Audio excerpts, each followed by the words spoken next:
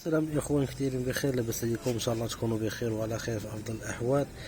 اليوم ان شاء الله بنوريكم ديك الكولا اللي تدخل في البلو كيفاش تسد هذوك التقابي. دوك التقابي اللي تيكونوا في البلو صغار ولا دوك الشقاق ولا شي حاجه تتسدهم. غنوريكم واحد البنو حيدتو دابا قديم كانت فيه الكولا.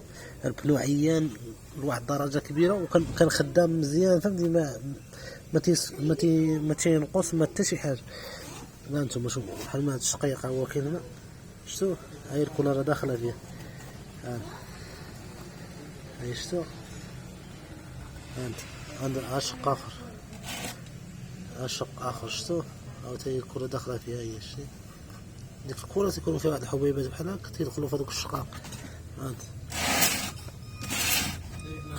هاد الكرة شفتوا؟ ها واحد الشقاقة، جوج شقاق اخرين هما، شوفو نحيد منهم الكرة، شفتوا؟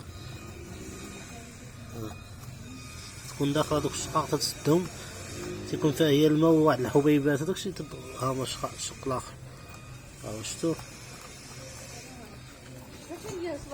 الصراحة هانتو شفتوا الشكل واقع، هادشي تدخل ليه الكرة لهادوك الشقيقات تتسدهم. هانت فين ما كان شي شق تدخل تتسدهم من الداخل. كاين شي وحدين تيقولك لا راه تخرج على البنو، شوف البنو كيدارو دوكا باقي خدام تو بليس، فهمت؟ حتى حيدناه السيد، حيدناه عليه.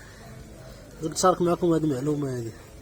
هذا اللي عنده شي بنو عيان وكثير فيه البياس ولا نهار تيتبيس فيه، شري قرعة ديال الكولا خواه فيه، وتكون شي كولا دورجة، ماشي تكون كولا عادية فيها الماء والزغاريت، فهمت؟ تكون كولا مليح. هذا شو هاد بياسة هي بياسة هي ناضت كاع، ولكن دخلت الكولا سدات هذوك التقابي وداكشي. تحياتي ليكم، سمحوا لينا غبرنا عليكم بزاف، بارك الله عليكم.